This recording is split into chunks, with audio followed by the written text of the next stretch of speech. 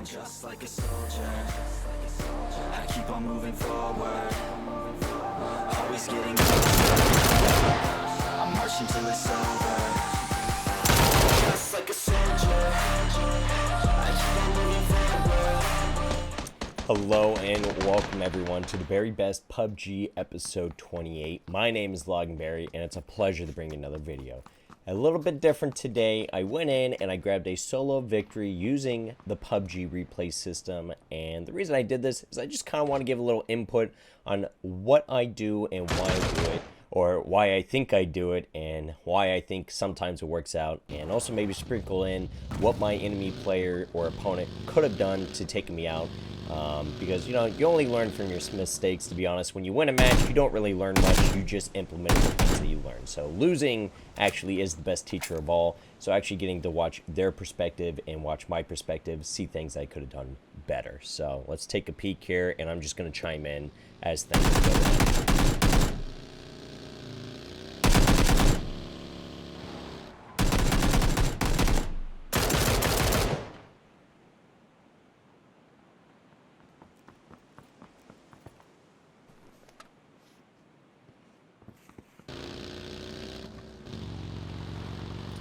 This one's here is definitely an interesting fight and one that I could have done way better on, but like I said, being able to watch the replay, you definitely learn a lot. This is a sloppy angle I was holding right there. I had a lot exposed. I could have tightened up on that angle.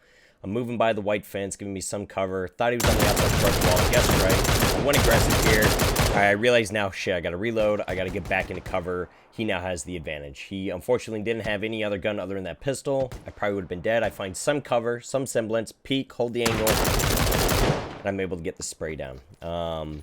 Definitely an aggressive play by me. I was going a little ham on this match. If this gentleman here had any type of other gun other than that crossbow and pistol, I probably would have been done for.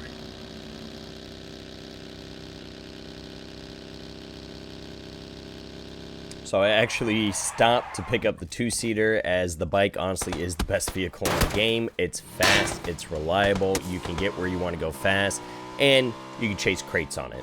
So I'll stop every time to pick up a bike, and to be honest, 8 out of 10 people actually shoot me when I stop to get the bike. So I come around, I did spot him with the muzzle flash. I know that he's outside in the open. I peek here. I think this is a pretty decent peek on my part. See him on the white fence, wait for him.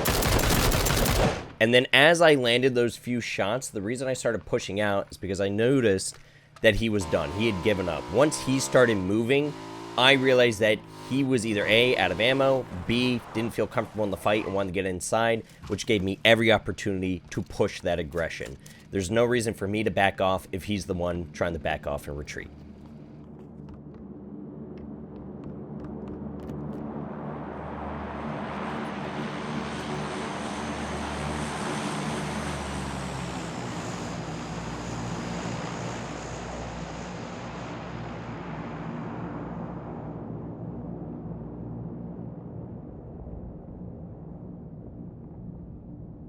So I stopped here at this compound, as I believe my helmet and vest are shot at this point. I am looking for some level 2 gear, get myself back into action. Somehow I hear this guy's footsteps way out here right about now. As soon as I stopped moving, I heard those footsteps. I was looking around the corner. I followed the footsteps all the way around. I'm holding the angle. This, I think, was a little sloppy, but I'll let this play out. So I happened to hear him coming around the corner, and for once the PUBG sounds allowed me the advantage, as I knew he was about to come around that corner. I held the angle. The place I'm going to point out where it was sloppy is when I started pushing past the shed here. I should have held that angle right there in the shed to provide myself with cover and fall back if I lost that first peek. But I was able to get the headshot. I took him down cleanly.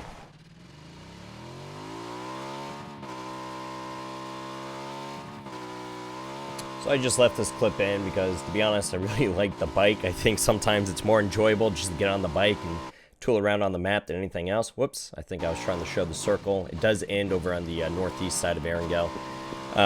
The bike's quick. The bike is honestly the best mode of transportation.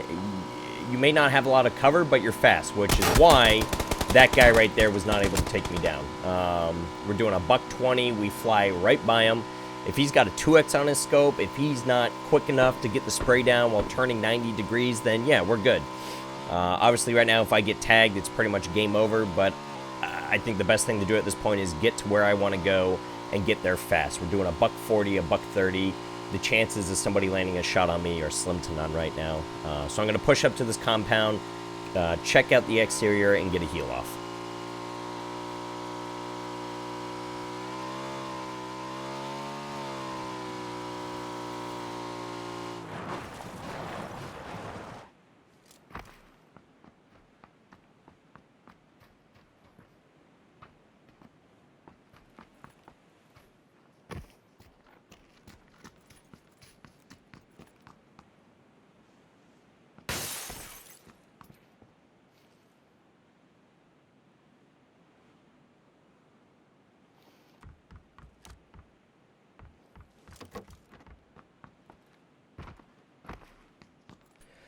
So definitely the triple story is one of the better buildings in the game. You've pretty much got a 360-degree view other than that house on the left, which blocks it. I hear this Dacia coming in. He's playing it smart. He's going around the perimeter of the compound, seeing if anybody's in here. I'm just letting him be known that I am here. You're not coming in here, buddy, unless you want to fight me immediately.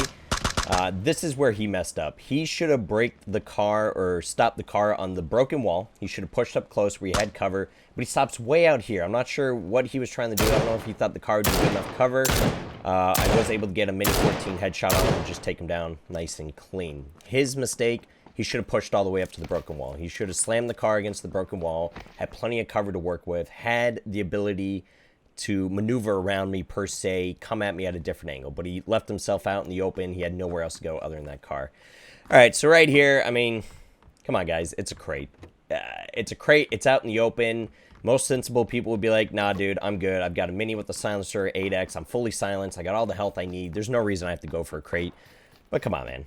I mean, it's a crate. We have to go for the crate. There's no reason not to go for the crate. So there's nothing logical. There's nothing sensible about this play other than crates win games.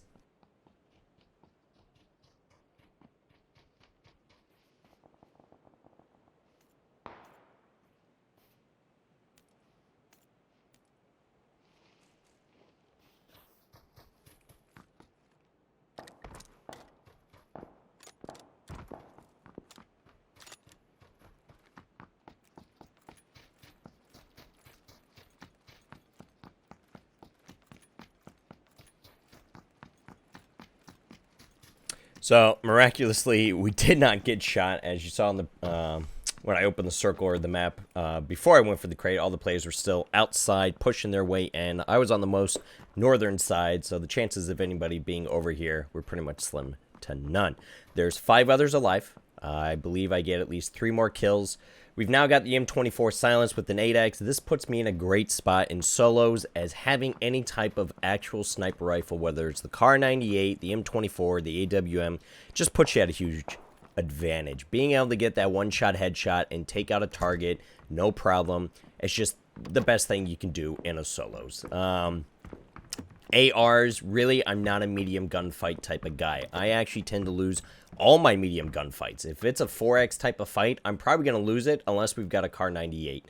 So I prefer to stick to super close range or super long range. There's going to be a guy running up the field. I think I get him with all 7 shots, as it took me a little while to hone in exactly where I need to aim. Don't mind the windows breaking after the shots. It's just the replay system. You know, I know it's a little bit triggering for some. So we're able to get this guy, and really I'm just using the buildings to my advantage now, as there's only 3 others alive. I've got one spotted. The circle is favoring me hard. I've got no reason to leave myself exposed and vulnerable. So we'll just take this guy down here with a leg shot. Alright, so we've got 2 other players alive. I pretty much hold the low ground, but it's okay because I'm in cover. I'm in the compound. I'm going to hear anybody sneaking up. I'm pretty sure my back is secure as I've got the blue right on me. I'm just double checking. I'm checking all my immediate surroundings first before I look up the hill. I'm checking my left. I'm checking my right. You know, I know these players aren't anywhere near me. I know they're going to be up in those trees. So I'm taking peeks. Right here, I just messed up the quick switch. I see this guy. So now I've got one of them tagged. Again, right in the foot. Need to aim up a little bit. So now I know he's up in the trees. I'm going to try for a little bit, see if I can get another angle on him. But it's just not going to work out. I'll eventually reposition.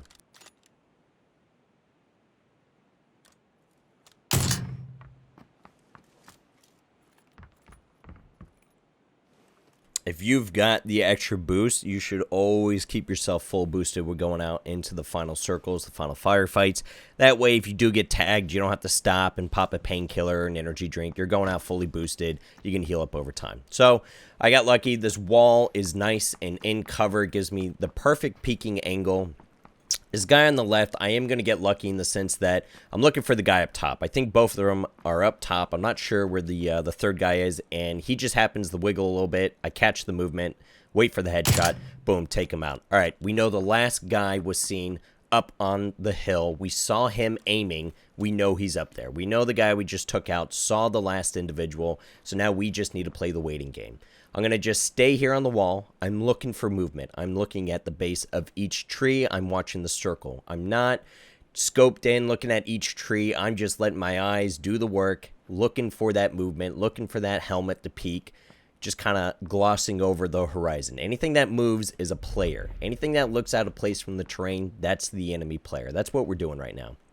So now we've decided to push up to the tree. I'm looking up through the canopy because he's not anywhere on these trees close to me. We see the grenade. We see him peek right here. We move to the cover of the tree. We lean out. Headshot.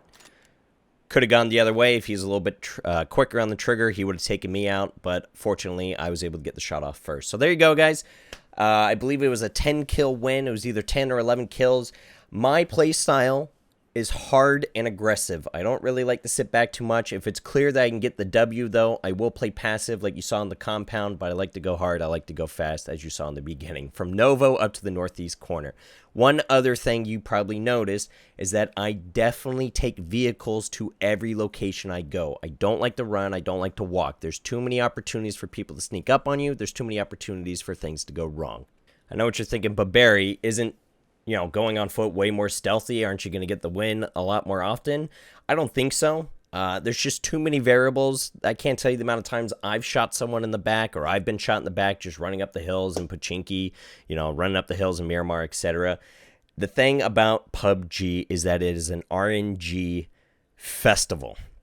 And the less RNG, the better. And that's your decisions to make. If you can control those variables, then you have a much higher chance of succeeding. And one of those variables is being able to get a vehicle and assault a compound, a house, a city, a town, being able to put yourself in control. If you roll up on a home and you have a high suspicion that somebody's in that house, well, then you're good, because now it's a 1v1 and you're ready for it. You've put yourself at the advantage. All you have to do is take out that one enemy player holding that house. You're good to go. Whereas if you're running from field to field, tree to tree, cover to cover, you've put yourself at odds against the entire server. You've put yourself in the hands of luck. Is there a guy that I'm going to run past? Is there a guy on the hill scoping in on me? When I stop to take this painkiller, is he going to headshot me? So that's why I prefer to take vehicle, building to building. I pretty much always try to go for either the middle of the circle or somewhere where I know I'm going to be able to just assault a few number of players and not have to worry about getting shot from multiple angles.